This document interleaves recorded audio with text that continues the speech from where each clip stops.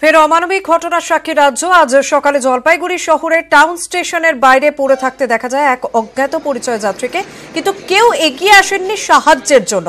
কথা বলবো প্রতিনিধি রনি চৌধুরীর সঙ্গে। রনি, দীর্ঘক্ষণ তিনি পড়েছিলেন, সেখানে রেল পুলিশ রয়েছেন, স্থানীয় যারা ব্যবসায়ী তারা রয়েছেন, সাধারণ মানুষ চলাফেরা করছেন, কেউ এগিয়ে এলেন না। কি বলছেন তারা, কেন? দেখো শর্মিষ্ঠা, এই বিষয়ের কিন্তু উত্তর আমরাও খুঁজতে নেমেছি। এখনো পর্যন্ত কিন্তু সেই ধরনের কোনো উত্তর দিতে পারেননি এলাকাবাসী। যেটা জানতে পাওয়া যাচ্ছে যে আজকে সকালবেলা যখন তিস্তা তোস্তা এক্সপ্রেস এসে জলপাইগুড়ি টাউন স্টেশনে এসে দাঁড়ায়, তারপরেই কিন্তু সেই প্যাসেঞ্জার সেখান থেকে নামেন এবং কিছুক্ষণ পরে তাকে কিন্তু সংজ্ঞাহীন অবস্থায় দেখতে পাওয়া যায় রেল স্টেশনের একদম ঢোকার মুখে। এবং সেখানে প্রচুর লোক ছিল, তারা কিন্তু কেউ সাহায্যের জন্য এগিয়ে আসেনি।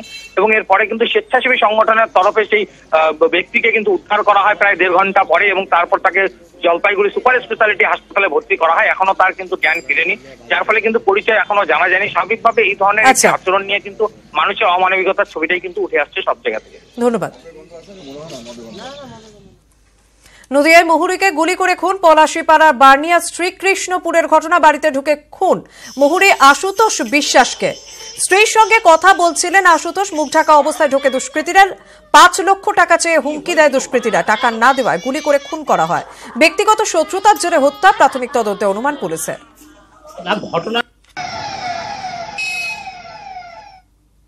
প্রাচীন প্রথার সঙ্গে বিশ্বাসের মিলমিশ। দোলের আগে 7 দিন ধরে শীতলা মন্দিরের সন্ধ্যা আরতি, দোলের আগের রাতে চাঁচর উৎসব।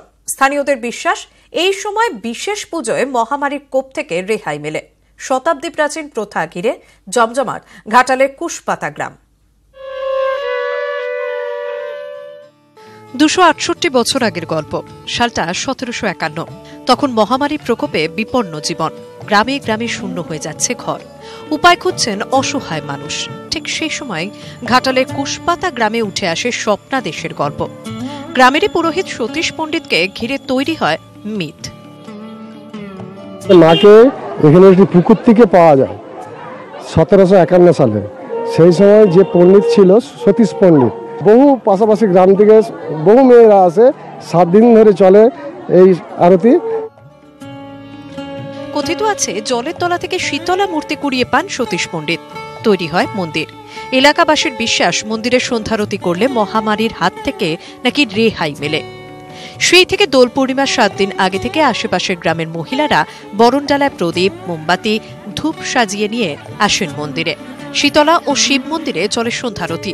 দোলের আগের রাতে হয় চাঁচর। হাম পক্স এগুলো তখন খুব মহামারী নিত, ওষুধ তখনও বেরোয়নি।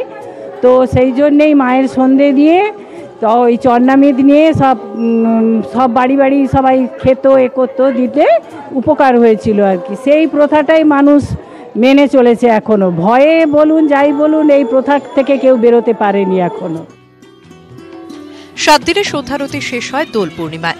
সময় বদলেছে, তবু আজও বিশ্বাস আঁকড়ে বাঁচেন ঘাটালের কুশপাতা, বেলপুকুর, গোবিন্দপুর গ্রামের বাসিন্দারা। ঘাটাল থেকে সুকান্ত চক্রবর্তী, নিউজ 18 বাংলা, পশ্চিম মেদিনীপুর।